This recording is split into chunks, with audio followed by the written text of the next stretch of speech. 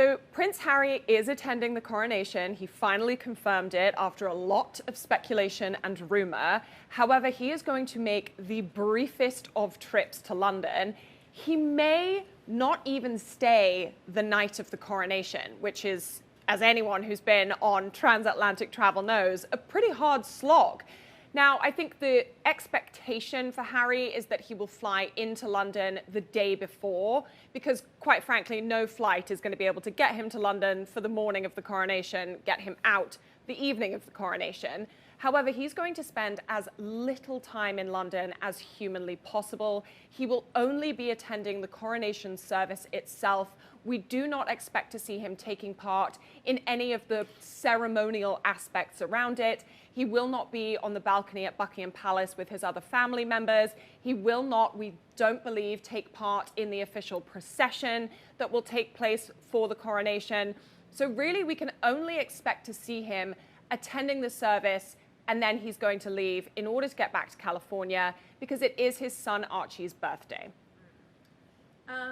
What do we know about why Meghan is not attending? The Riff or Archie B-Day or both? Meghan is not attending the coronation for a number of reasons. Quite frankly, Archie's birthday provides her with the perfect excuse to stay behind at home. She can tell everyone that she wants to be with her son on his birthday, that she wants to make sure that he feels special and that he's able to celebrate it at home in California with his friends and loved ones. However, I think Meghan likely breathed a huge sigh of relief when they set the date for the coronation, because who would want to travel to London and be around people who you know don't want you there? And that's the truth of the matter. It's better for everyone involved that Meghan does not attend. Whether or not she was planning on putting on a brave face, smiling for the cameras, acting as though things were all hunky-dory, the fact of the matter is, her mere presence at the coronation would cause such a scandal, such a huge amount of public intrigue, that it would completely overshadow Charles and the rest of the senior royals. What do we know about plans for Archie's birthday? Meghan is likely going to celebrate Archie's birthday in a very similar way to how she's celebrated all of her children's birthdays in recent years. It will be a private, very intimate celebration with friends, loved ones. Her mother Doria will, of course, play an integral role in the celebration, in the party. It's beautiful weather as we go into summer. We can expect Los Angeles to be filled with sunshine, so there will definitely be an outdoor element. We know that Harry and Meghan have that enormous property with stunning, lush greenery outside. So I think that Meghan will likely do something in her backyard. A lot of other children will be there. But remember, Meghan and Harry are very nervous about who they surround themselves with and who they let into their personal lives. So this isn't going to be a massive celebration filled with different people, because they want to make sure that anyone who they allow to be involved in such an intimate moment is only the most trusted of people. So I don't think it's going to be a huge celebration, but it will likely be very well thought out. Meghan has a great eye for detail. She loves this kind of thing. We saw that when she did her blog, The Tig. She absolutely embraces all of the different elements that go into organizing a party. So I think even though it will be small, it will still be very special. What is the status of Harry's relationship with his family now, and how will we see this play out during the coronation? As ever, Harry's relationship with his family continues to be incredibly difficult and incredibly tense. William and Charles have now reached the stage where they do not want to meet with Harry in private because they are so worried that what he might be told during those behind-the-scenes meetings will end up in a book, will end up in a documentary, will end up in the latest interview with Oprah, because Harry has proven time and time again that he does not respect the privacy of his loved ones. His book was filled with incredibly private moments, including that so-called fight that he had with William. The Netflix documentary, again, involved a lot of very private detail that only Harry and Meghan were privy to.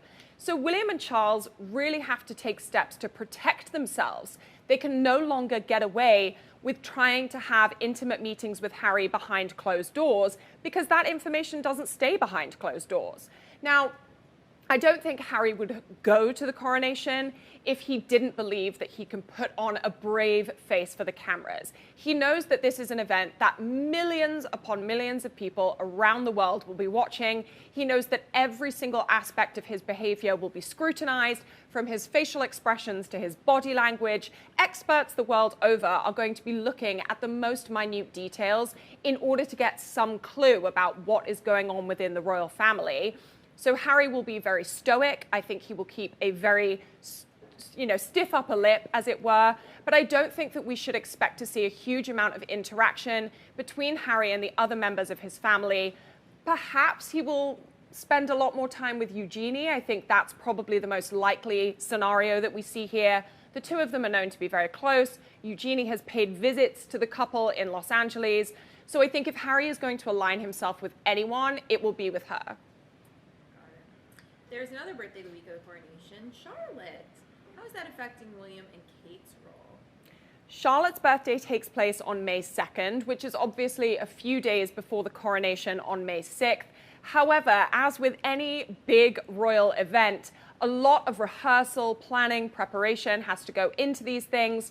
So we understand that William and Kate have said in order to celebrate Charlotte's birthday, they won't take part in every aspect of the rehearsal process because they don't want Charlotte's birthday to suffer as a result of their royal duties. This is just another indication of how well William and Kate balance their royal duties with their roles as parents. They are always willing to go above and beyond for their commitments to the royal family, but they don't ever want their children's personal lives to suffer as a result. Tell us about reports that Princess Kate's outfit is under discussion so as not to outshine Charles. I don't think for a second that King Charles sat Kate down and said, you know what, I don't think you should wear that dress because you're going to look too good. I don't think you should wear that tiara because you're really going to outsparkle me on my big day. That's just not who Charles is. However, in his role as king, Charles has very much prioritized a slimmed down image of the monarchy. He wants to really undo that kind of vision that a lot of people have of the monarchy being very showy with their wealth, of being all about big jewels and shiny tiaras. And he wants to prioritize the charitable works that the royal family does, the work that they do in terms of enriching the lives of the British public. And so in that same vein, he doesn't want the coronation to be a massive, ostentatious show of wealth. So a lot of consideration has been taken when it comes to what tiaras the female royals will wear, what outfits they might wear. Because if Kate steps out in a dress that costs $10,000 with a priceless tiara that's, covered in rubies, it's not going to align with the message that Charles is trying to send as king. So consideration will be taken as far as Kate's outfit is concerned, as far as Camilla's outfit is concerned, but by no means was Charles sitting across from his wife and his daughter-in-law telling them that they couldn't look too good because he was worried that they would overshadow him. Will all of William and Kate's kids be at the coronation? What are their roles, and how is George making history with his role? The children will be at the coronation. Now, George is obviously growing up. We've seen him looking a lot more mature in recent months, and he's also shown himself to be very capable of handling himself at public occasions. Back when he was a toddler, he used to shy away from the cameras, look very nervous. He would perhaps make funny faces. But these days, he's really emulating his father in that role of future king. He's looking very responsible, much more confident, and that is being rewarded, if you will, with a role in the coronation. He is going to be a page of honor, which means that he will walk behind Charles and help to hold up his robes as he makes his way down to the altar, effectively. And George is actually going to be the youngest page of honor to take part in a coronation, which is incredibly exciting. Now, Charlotte will be there. We do expect Louis to be there. However, they will not play such significant roles simply because they just aren't old enough. And Louis has proven himself to be a little bit mischievous when it comes to these public events. We've seen him stealing the show on the balcony at Buckingham Palace at the Jubilee celebrations, making faces, covering his ears. It was a delight to watch. It's wonderful to see these royal children being able to express themselves and act like children, even at the most significant of occasions. However, you don't want Louis to be walking down the aisle behind Prince Charles, making faces, throwing a tantrum, and exhibiting other behavior that, quite frankly, is perfectly natural for a young boy his age.